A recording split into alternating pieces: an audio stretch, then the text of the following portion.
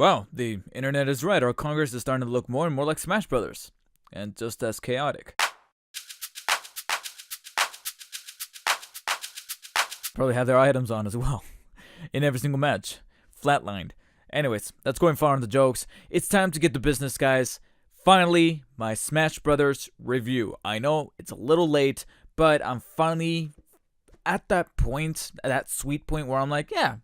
I am ready to talk about Smash Brothers Ultimate. Here's what is, I believe, the special edition. You guys can check out my unboxing if you guys want to know what's inside. But this is the inevitable proof that I am a huge Smash fan. Even though most will probably disagree, saying that, oh, David, how can you be a Smash fan and skip Brawl? Because I'm going to testify right here. Yes, I skipped Brawl on the Wii because it was stuck on the Wii. I even skipped the Wii U version. Even though technically speaking, I played the 3DS version that came out like a couple weeks prior to that, and I do have that one, but a lot of people consider that as Smash Lite or Smash Point 5. I did, however, become a huge follower, a huge devout of the Smash Brothers religion ever since it came out originally on the Nintendo 64 back in 99, I think it's the year that it came out. And then just a couple of years later, either 98 or 99, I think it was 98 actually. And then only 3 years later, we actually saw the light of day for the sequel, Smash Brothers Melee, which I went crazy over. It was actually one of the reasons why I wanted a GameCube, period. I mean, I understood that there was a new Zelda coming out, new Mario, etc., etc. But at the time, knowing that Mario was going to be, messing around with like water and shit, that just did not pique my interest. What piqued my interest was Melee, and I will never forget the countless amount of hours I poured into trying to unlock every single character in that game. Most especially Mewtwo, trying to connect all of my controllers or try to get as many controllers as possible. Like I think one time I even tried to borrow a controller from a friend of mine so that we can cheat the system, so that I can just play a match for like 6 hours and that'll multiply by 4, so I can have logged in 24 hours of the game and finally unlock Mewtwo. And I believe I lost, but thankfully Mewtwo like came back rather quickly. Like I didn't have to do the whole 24 hours again. Anyways, I have very distinct memories and a huge love for Smash Brothers, despite skipping a couple of installments only because of the systems that they were on. And I'm hoping that maybe there's some kind of emulation happening with those games through the eShop or through Nintendo Online, hopefully in the future. For now, I can honestly say that I've never been more happy to check out a new Smash Bros. Game on a console that I genuinely want to invest in. And that's none other than Smash Bros. Ultimate on the Nintendo Switch. And there's no other better platform to put out a Smash Bros. And honestly, it's really surprising to me that a new Smash Bros. Is just here, considering that the last one with the 3DS and Wii U version technically came out in 2014. Before that, we actually had a very lengthy gap. Brawl was in 2008, so that's 6 years. And then 7 years prior to that was actually Melee, between 2001 and 2008. So I was expecting a longer time for a new Smash to come out, but it's finally here. And as the tagline often quotes, everybody's here. Being that the subtitle is called Ultimate, this is generally tailored to be the ultimate Smash Brothers experience. So throughout the year, veteran director Sakurai gave so many Nintendo Directs trying to disclose as much information as possible while at the same time being very awkward in front of the camera, clearly presenting that he does not want to be there. He wants to go and focus on working on the game. With that aside, he along with Nintendo would post about what characters were brand new to this installment and how they're going to balance everybody out and what kind of modes there's going to be. I tried my best to not watch any of those directs. The only one that I did watch was two. The one where they full on unveiled that there was going to be a new Smash Brothers with no subtitle, and then the one where they gave us the subtitle and then they said everyone's here and they get like a little montage cut of all the characters that were going to be involved. Besides that, I tried to go into this game as clean and as cold turkey as I possibly could, especially without having really refined any of my skills from playing Melee, the original N64 version, or God, even the Nintendo 3DS version. So how does it compare? This is truly the ultimate Smash Brothers fans package, where they tried to supplement this thing with just so much brimming content. And to be honest, for the most part, for the huge majority of the time that I spent with this game, which is, trust me, it was a lot. It was a lot of time. I spent, I think, a grand total of about 30 to 35 hours. And I might be wrong, but I think that's the most I've spent on either a brawling game or a fighting game. I think coming in at second place for arguably a good reason, is Injustice 2 because of that loot and building weapon and armor system that they had going there. That's super addictive. Smash Brothers kind of utilizes a similar thing, but I'll talk about that a little bit more in detail later. It's just that when you first jump into this game and go into the menu layout, which is reminiscent of the Wii U and 3DS versions, only a little cleaner, a little bit more refined, and it's cool that they direct you in the right direction to get things started. For one, you got the Smash section, and that's where even the subtitle says this is the perfect place to get started. And that's the first thing that I went to try to, like I said, get a feel for how Smash really does play out when you jump into the action at a full 60 frames per second. Even if it's not the most realistic graphics, it's not aiming for that. It's aiming for the fluidity and the really fun combat between 4-player or even at this point 8-player action should you find yourself in a brawl with 7 other friends.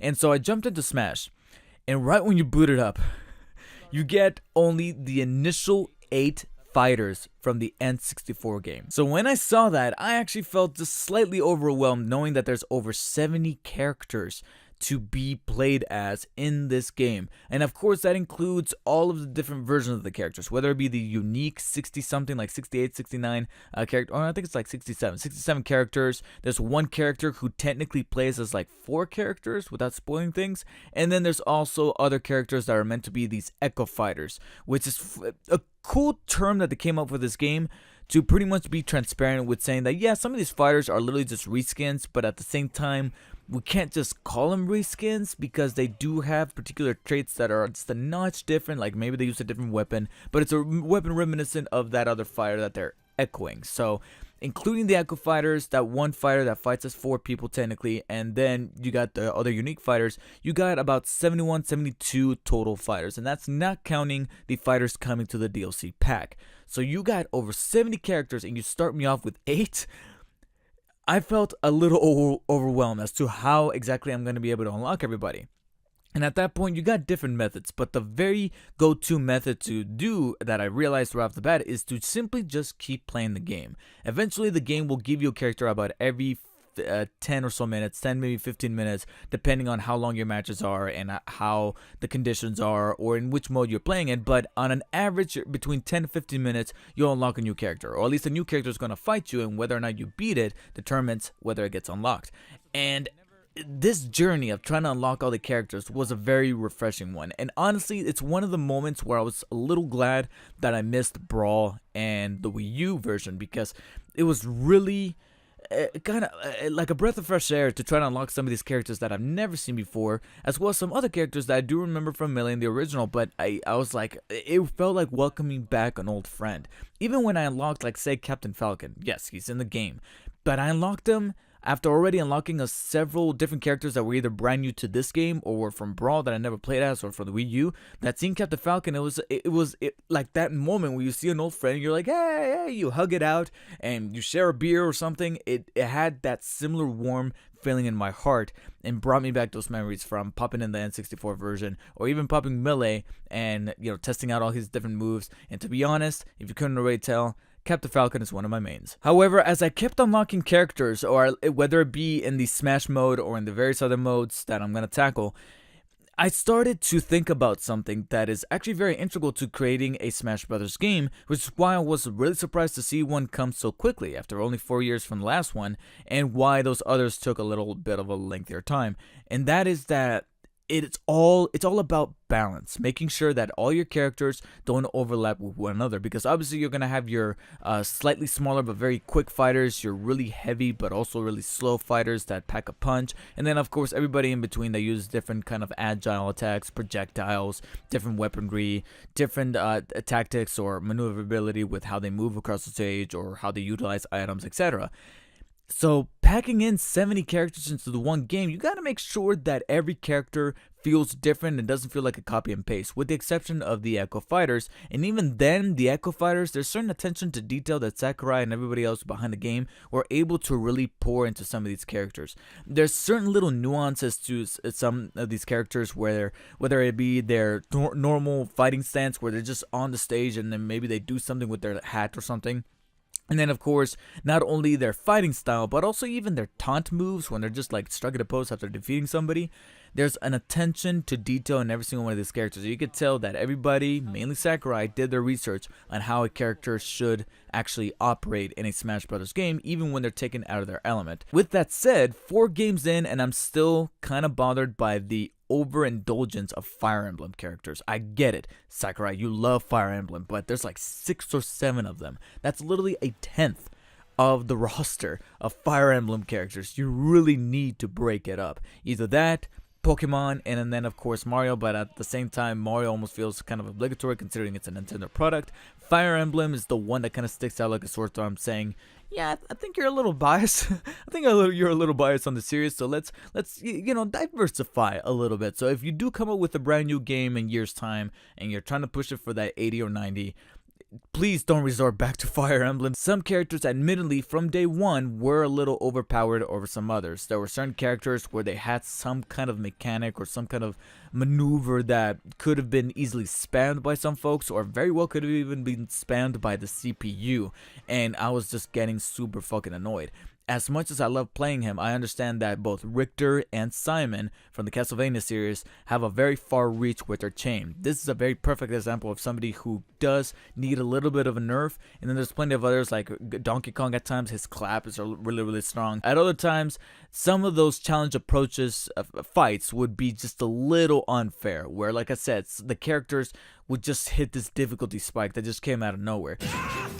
Yeah.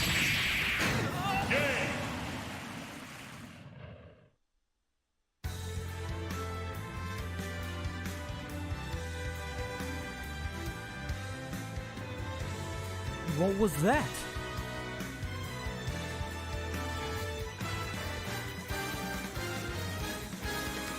What was that? You didn't even give me an inch. She said. So I'm glad to see that the first patch, well, not the first patch, but maybe the second patch, like version 1.2.0, something like that, did come with some notes detailing some balancing issues with certain characters, how they played with from people online, from the CPU, and then of course from those challenger approaches matches that were definitely a bit better balanced, and I could definitely feel it. So not only did have some balancing issues at the beginning, but it does look, however, that the people behind the game, they're definitely refining, paying attention to it, and they're not going to be completely ignoring it. So that's kind of like a nitpick that is over time canceling itself out. So then there's the actual fighting, which still feels like a perfect mesh and balance of everything that they've kind of learned from the game before. Again, I'm probably the wrong person to kind of listen to, considering that I missed 2 entries in the franchise, so I'm taking some reference from the original, which I don't really think is kind of valid at this point, because we can kind of all agree that the N64 Smash, since it is the first one, there's nowhere to go but up from that. So I guess Melee is the only one that I can kind of think of, and that's that all the Smash attacks, it feel like a perfect blend of some of that stuff that you remember from those classic characters where they have those original moves, with a couple of little tweaks to some of their specials, whether it be their B moves, B up, B down, B left, right, etc., as well as some of their smash attacks, their tilt attacks, and then of course their final smashes, which to me are actually brand new, because I do know that they were probably in the Wii U version. This is my first time delving into the final smashes, and honestly it's a very clever thing. If that was originally in the Wii U version, then hey, I'm just gonna repeat here what you probably already heard from that game, and that is that the final smashes are a very clever way to give some cool, dynamic, really visceral visuals to the game, and again goes back to that whole attention to detail to make sure that all these final smashes look like something reminiscent of a character's lineage in Nintendo's history, or even within Smash's history. There's actually a move, one in particular, and hopefully this is not spoiling anything, but Yoshi's final smash is pretty much harkening back to the opening cutscene of Smash Bros. Melee, where you see that huge stampede of Yoshis. It's from that. So to think back to that minuscule movement that Sakurai could have easily overlooked and make that the final smash, it's just really something. It is just really something. And again, so many other different moves catered to that one character. And then some of the ones that I remember from like their B downs, B forwards from Smash, like I said, they get tweaked or they get swapped out completely. Truth be told, I'm not exactly the biggest fan of taking away Link's, or at least adult Link's, bomb away with that potion type thing. I get it that they're trying to reinvent Link somewhat to cater to that Breath of the Wild Link as opposed to the past Links. I gotta be brutally honest. Every time I click on Link, I always swap out his outfit for the classic one. The Breath of the Wild one is fine, but it's fine for Breath of the Wild. I want my original Link back. But at the end of the day, I knew that I needed to play as all 70 characters to just get a feel for who's gonna be my mains versus who I'm gonna stay away versus others that I want to kind of like swap out here and there. And some genuine surprises. I was not expecting to love Cloud as much as I did, and then there I was just picking him over and over and over for either classic mode or some of the other modes in this game, which I guess I'll talk about now. Going back to what I said, this is meant to be the ultimate Smash Brothers package, and they tried to jam pack it so much in this game that sure, some things could be seen as a little unnecessary, but hey, you'll be glad, for the most part, you'll be glad that they're going to be there when you get stuck in traffic and you want to pull over and wait for the traffic to die down and play some of these modes. Yes, it's happened to me. So I already mentioned that you got your rudimentary and very essential Smash mode, where you pretty much can just go up against the CPU or a friend or 4 or 8 other people through Smash. And that's mostly locally. That's the most local version of that, where you just click on Smash, choose your character, go to town, and then of course from there you choose your rules. Of course, through the default Smash, the rules are only in 2 little adjustments, whether it be timed through 2.5 minutes or through the stock, where you have to defeat 3 stocks of each character and then the game is over.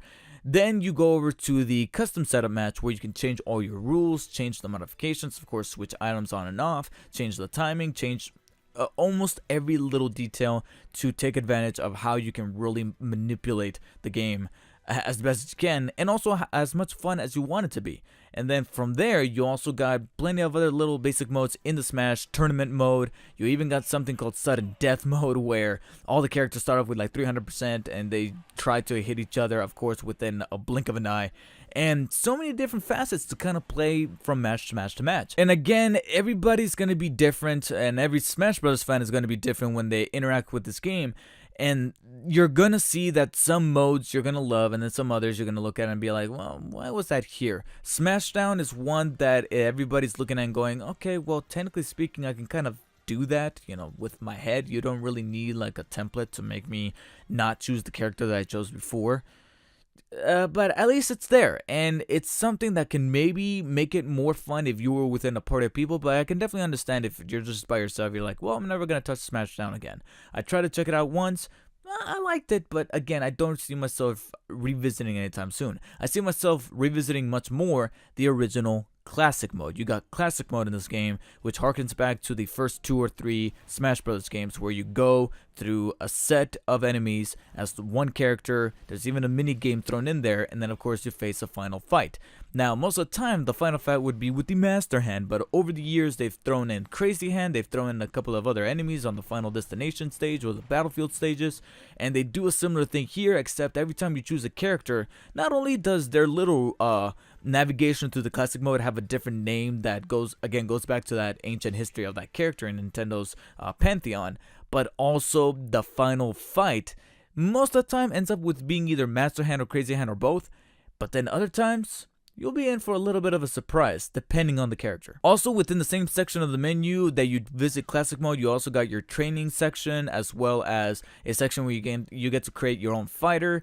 Don't get excited. You don't get too convoluted with the customization of their fighters. It's basically that whole Mii fighter thing that you had from the 3DS and Wii U version, where you take your Mii character and give him or her a template to fight as either a brawler, a shooter, or a sword fighter. And from there, you just kind of customize the colors, customize the B forwards and ups. And to be honest, it's still as fun as I remember it being on the 3DS, and it also feels a bit more liberated being on a console like this, where I can toggle things more freely and be able to see it on my TV. So that's a plus. And then you also got some different Smash match. It's kind of like an alternate version of classic mode where you're just play as one person and you go through this thing and try to see how much you survive, whether it be going up against 100 of those Mii fighters versus others characters versus other fighters that are even in a much more difficult setting than you are. That's even called Cruel Smash, where you are definitely not expected to survive, but you're welcome to the challenge. Then of course you got online mode, where you get to custom make your matches and try to find a suitable fighter, an opponent, a tag team, etc, etc,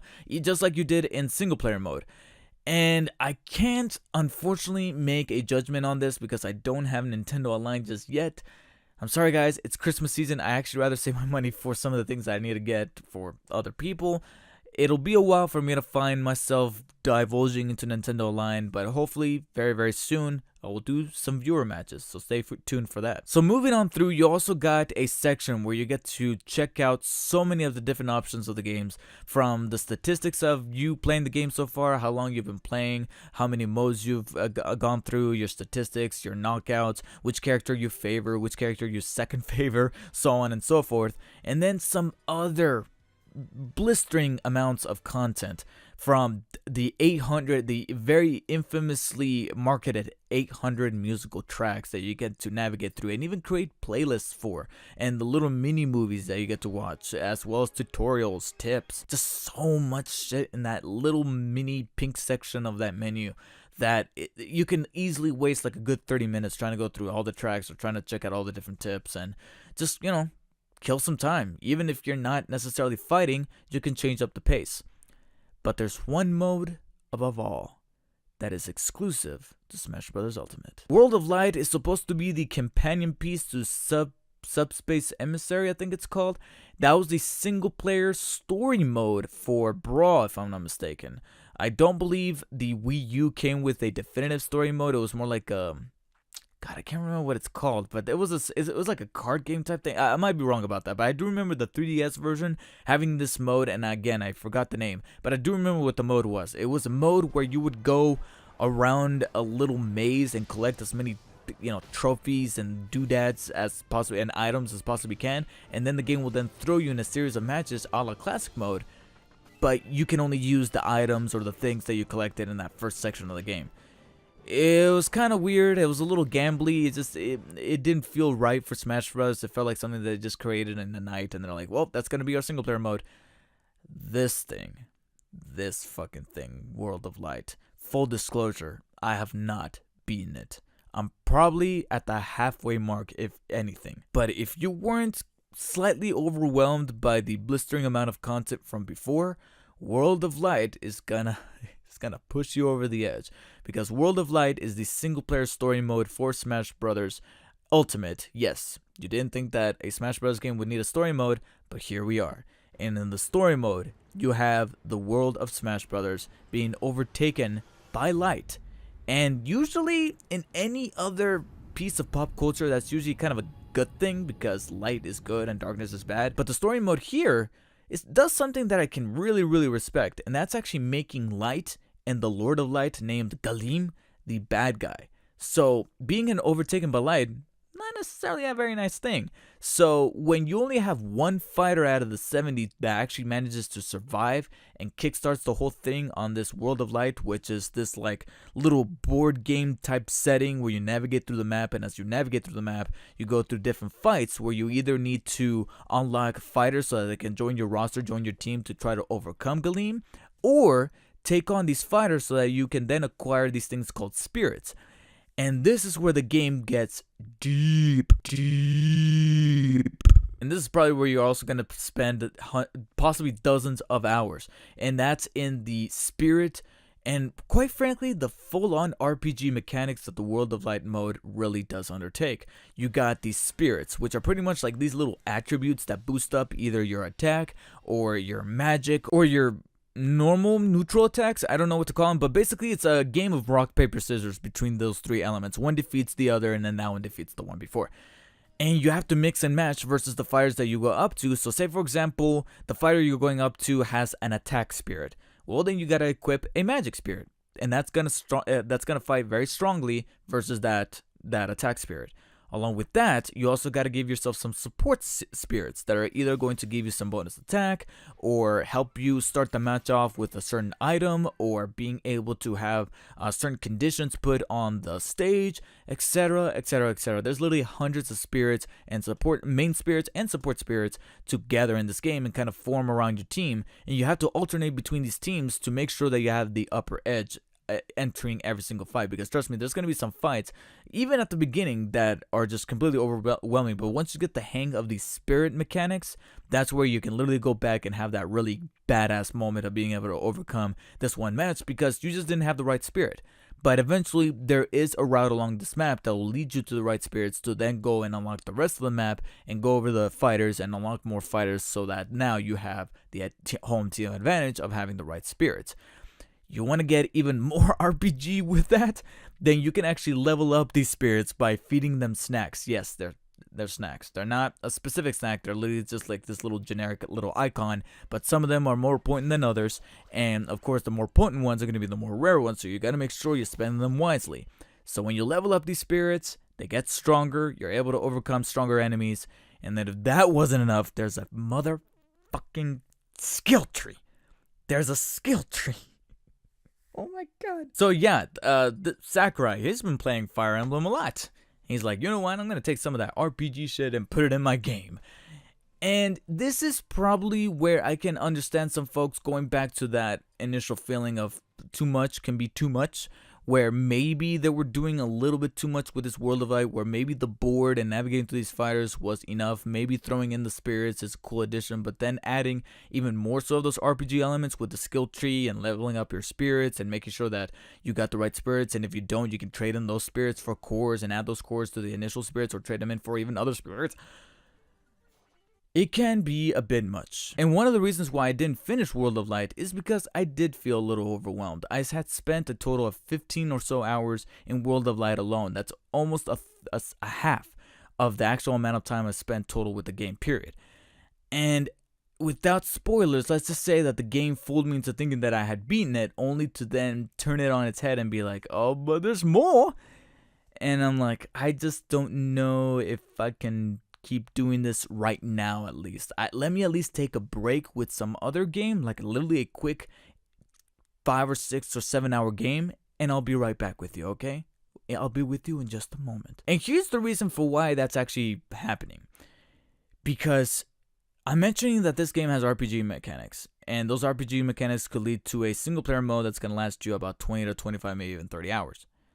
Okay, how's that any different than any actual RPGs that get released, such as Red Dead Redemption 2 or Monster Hunter World, where you spend literally dozens of hours, like 50 or 60 or even 100 hours in, with all these different RPG mechanics?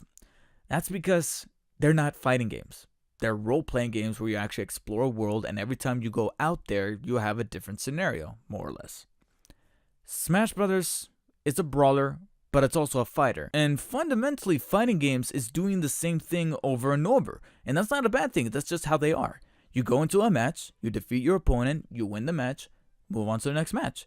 So when you start to kind of string all these matches along, yes, you throw in different conditions for the spirits and all that stuff, and you open up more of the map, but after a while, you're just like, I'm just characters on the board, on the stage, just fighting. I'm not branching out into the world. I don't have separate attacks for my different buttons and then being able to customize that. I can't change the look of my characters with the exception of the pre-chosen skins that they have, which some of them are rather cool and even cute and adorable at times. Pikachu, their wrestler outfit, melts my heart every time. But this isn't an actual RPG, so this is where it gets a little muddy. It gets into that gray area where I can't say it's a bad thing or a good thing. It's just something that puts a conditional layer as to how much time I can actually spend in a story mode such as the World of Light story mode, and that could be difficult for some other folks. So if you're watching this, you have not actually pulled the trigger on Smash Brothers, and you feel like you might be a little scared away from the World of Light mode, then give Classic Mode a shot and use all the different other modes to try to unlock the other characters, because technically speaking, you can use World of Light to unlock other characters. When you unlock characters in World of Light, you actually unlock them in the rest of the game, which is pretty damn neat. There were some characters that I came across in World of Light. I fought them, I unlocked them, but I was scared that I was just going to be in World of Light and wouldn't have made sense. So when I jumped out of it and went into the normal Smash mode, there that character was waiting for me in the roster. So that was actually a definite plus. But if you think that World of Light could be a little over cumbersome, then definitely try out the other modes. Eventually you'll unlock every character every 10 minutes. But let's not forget the most important quality of all. It's on the Switch. Meaning you can take a full-fledged Smash Brothers experience with you on the go. Which means that, technically speaking, you have no excuse to dive into a good, cool amount of hours in either World of Light or Smash mode or Classic mode or any of the other modes that this game packs it in with. Now, with that said, a little bit of caution. The game can maybe feel, being a brawler and being a very high maneuvering, high intensity fighter where various things can be happening on the stage at once, the actual mechanics of the game could feel a little different when you're playing on the TV with either a Pro controller or, God forbid, even the GameCube controller that you were attached to via the adapter, versus the Joy-Cons on actual handheld mode. A couple of times, depending on the fighter that I chose, the buttons on the Joy-Cons were a little too small that, yes, it finally happened. My hands cramped up. And that's normally a common thing for Switch users. But it's never happened to me. It was never really prevalent for me until Smash Brothers. So, word of caution on that. It could really be divisive as to how you experience Smash Brothers on the Switch and what type of toll it takes on your hands from the handheld mode to the TV mode. But at the end of the day, you know that you're at least diving into as much of Smash Brothers as you possibly can in one of the most content-filled Smash Brothers experiences they've ever put out. So this is essentially a very critic-proof game for people who are already huge Smash Brothers fans. And because of that, I really can't speak to you. If you're a huge Smash Brothers fan and have played all of the games, there's a very good chance you already have this. So I think this review is kind of null and void. For those who have never played a Smash Bros. Game, or maybe they played the N64 or even the Melee one on GameCube, and since then they haven't really jumped back into it because, unfortunately, Brawl and the Wii U version were, of course, stuck on consoles that a lot of people didn't really jive with, particularly the Wii U, then now is as good a time as any to jump back into that Smash, because Ultimate is definitely that ultimate experience. Brought back so many great memories while at the same time keeping up with the times and making sure that they put the right amount of content in here. Some of it could be seen as superfluous because everyone's going to be different, but the overall consensus is that this is definitely the best way to go for Smash Brothers at the time right now. And sure, it's something that it could do to people like that, like say for me, for example. Yeah, I'm partially tempted to check out a refurbished Wii to see what I missed out in Brawl, but I just feel like it's not really going to be the same considering the amount of fun and craziness and good times and overall quality that Smash Bros. Ultimate was able to give me. Yeah, I'm going to be giving Smash Bros. Ultimate a 9 out of 10. And even with the modes behind me, and even if I do get to the point where I beat World of Light, this is still going to be a version of Smash Brothers so I'm going to be revisiting again and again and again. And for that reason, I think that Nintendo would make a wise choice at supporting this game for years to come.